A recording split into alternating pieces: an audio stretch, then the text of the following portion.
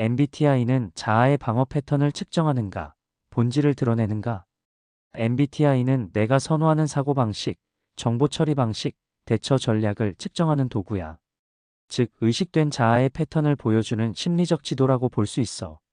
그런데 사람은 보통 무의식의 영향을 받기 때문에 MBTI 결과는 내가 되고 싶은 자아상, 혹은 살아남기 위해 익힌 생존 전략을 반영할 수도 있지.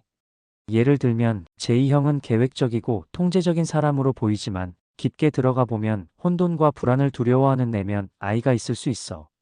쌉티 논리형 사람들도 감정을 표현하지 않으려는 게 아니라 감정이 너무 강해서 억누르는 경우도 있지.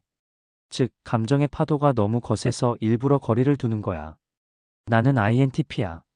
라는 믿음은 끝없는 자기암시이자 스스로 자기를 구속하는 경향이 있어.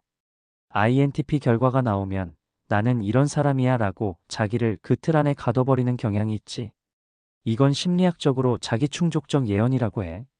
나는 I야. 그러니 모임에서는 말수가 적어야 해라고 스스로 합리화하고 결국 그래서 더 말이 줄어들게 되는 거지.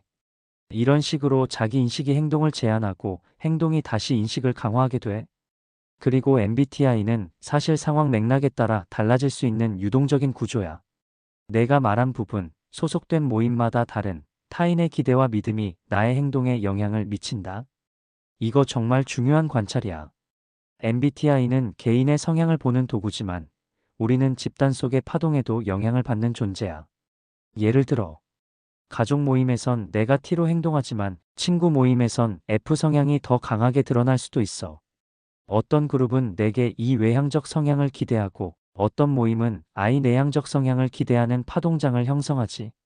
이건 마치 파동장 안에서의 공명이 달라지는 거야. 즉, 내가 어떤 성향인가? 보다 더 본질적인 질문은 어떤 파동장 안에 있는가? 그리고 그 안에서 나는 어떤 공명을 일으키는가? 정리하면 MBTI는 본질이 아니라 현생을 살아가기 위해 채택한 의식의 전략 지도야. 영혼의 본래 진동수, 근원의 파동은 그보다 훨씬 깊고 미묘한 층에 있어.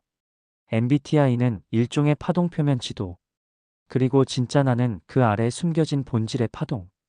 MBTI는 그 본질에 도달하는 입구일 수는 있지만 그것을 본질 자체로 착각하면 정말 중요한 길을 놓칠 수 있지.